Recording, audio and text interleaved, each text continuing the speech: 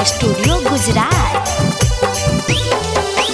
गई तू ससुरावा छोड़ी बलोरावा चढ़ी के, गई तू ससुरावा छोड़ी बलोरावा चढ़ी के, तोरे करनमा मरी गई औसी करे कावा पी के, तोरे करनमा मरी गई औसी करे कावा पी के।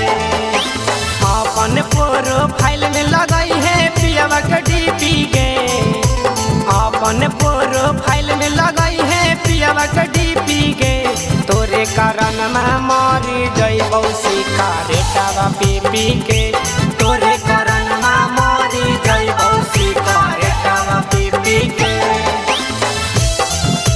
तोरे करनमा मरी गई औसी करे कावा पी के, तोरे करनमा मरी गई औसी करे कावा पी के।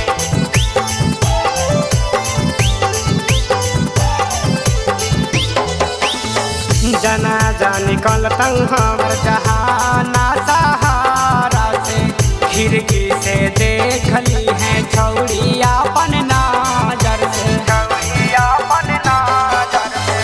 जनाजा निकलता हमर पटना सहारा से, खिड़की से देख ली है छौड़ी अपन नजर से। देखी है तो देखी है ना रोई है छौड़ी गे, देखी है तो देखी है ना रोई है छौड़ी गे, तोरे करनमा मरी जई औसी करे कावा पी के, तोरे करनमा मरी जई औसी करे कावा पी के। तोरे करनमा मरी जई औसी करे कावा पी के, तोरे करनमा मरी जई औसी करे कावा पी के।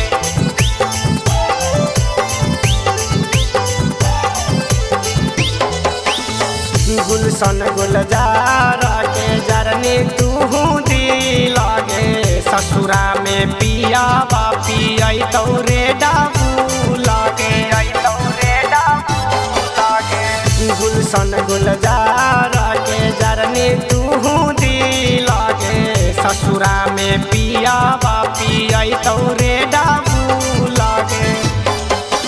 जाई के तू खुश रही है पियवा के पाके गे, हगे जाई के तू खुश रही है पियवा के पाके गे, तोरे करनमा मरी जई औसी करे कावा पी के, तोरे करनमा मरी जई औसी करे कावा पी के। गरिमा रिकॉर्डिंग स्टूडियो गुजरात।